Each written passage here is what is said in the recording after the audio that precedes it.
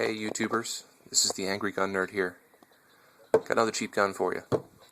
This is a Lorcin L380. This gun is chambered in 380, which is 9x17.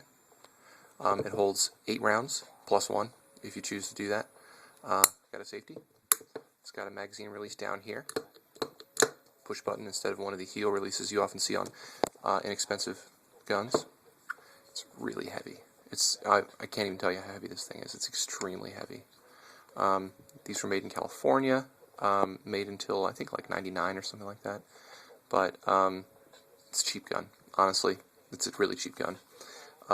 This gun is still produced, not under the Lorcin name. It is now produced under the Cobra name as the LC380. Cobra Firearms out of Utah makes this gun.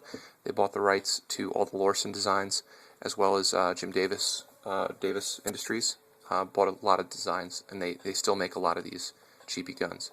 So all the parts that you would ever need for this are still available brand new, directly from manufacturer.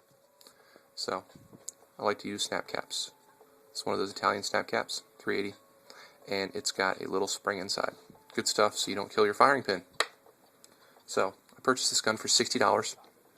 This particular gun did not have a magazine, which is why it was priced so cheaply. And as you can see, the finish is great. It's pretty much new. It really is. And as you can see, it's extremely empty. Interesting design feature, I guess, of this gun is the extractor is a piece of steel right here. But the ejector is what I meant to say. The ejector is firing pin. So if you were trying to just get through live rounds and just, chamber a live round and eject a live round, chamber a live round, eject a live round, I get kind of nervous because what actually ejects the round is the firing pin on the primer. So, not that uncommon of design. Actually, there were some other guns produced with a similar design. This gun does not have a hammer. This gun actually has a sear that goes up and down when you pull the trigger. You pull the trigger, sear goes down. The firing pin will scream this way because it's under spring tension. Light off the round, hopefully, and bang. So, I bought this gun $60, no magazine, so I went on cheaperthandirt.com and I bought 2 magazines for $10.87 or $10.97 each. Boom. That's what they sent me, triple K mags. I looked this particular model number up online. They go for like $25 each, and I paid under $11. It's really quite refreshing to have such an amazing quality magazine. So here's my other magazine. I bought 2 of them. I've just got some FMJs in here right now. But it's got a magazine base that looks much like an old Beretta, like a Beretta 1934, something like that.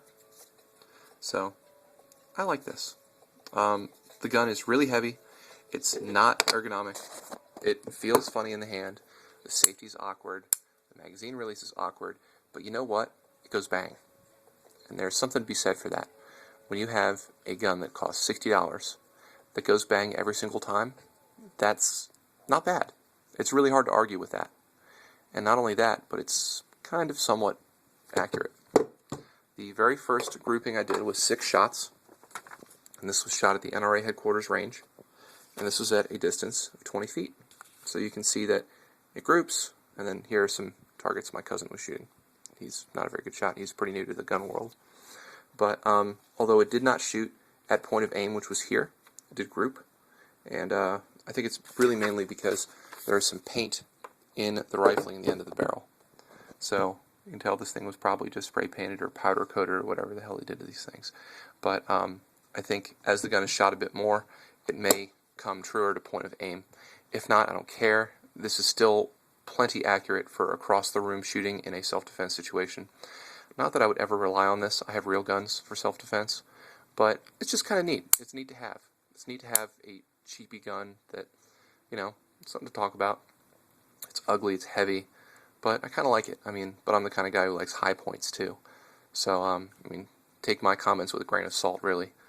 The way this gun comes apart is you press on this right here, pull back slightly on the slide, and lift up and take it all apart, much like the old Raven, Jennings, Brico designs. Also,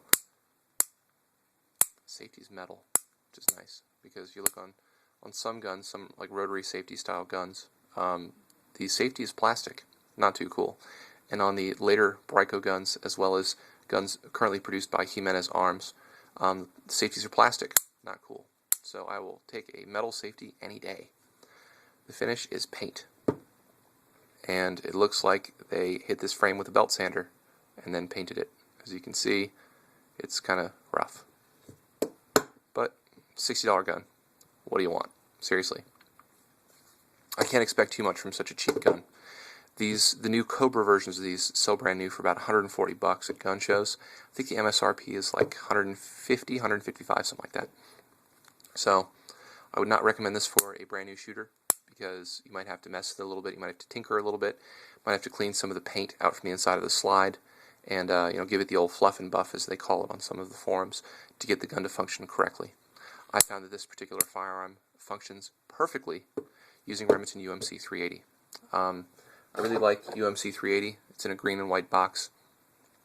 If it'll make a Brico run, it'll make a Lorcin run. I think it'll make anything run. So, I also purchased the ammunition from Cheaper Than Dirt in December of 2010 for $15 a box, which doesn't seem that bad, especially for such a high quality 380 ammo that will actually function in these guns. I've not attempted to shoot hollow points through this, but I'm not even going to bother, because this is not something to carry. This is not even something to leave in the back, in the trunk of the car or anything like that. This is just something that I wanted because it was cheap and it was kind of neat. Shoots just fine. Shoots rather lightly for a 380 considering the size of it, even though it has a fixed barrel, which is part of the frame. It really doesn't recoil that badly. I think that's due to the pretty tight spring in here, as well as the overall weight of the firearm. So, if you're used to these cheapie guns, you know how to fix them, you know how to tinker with them, go ahead and buy one. For the rest of you, I do not recommend it. I just got it just basically to add to the collection of cheapie Saturday Night Special style guns. So, hope you liked the video, and leave any comments or questions below.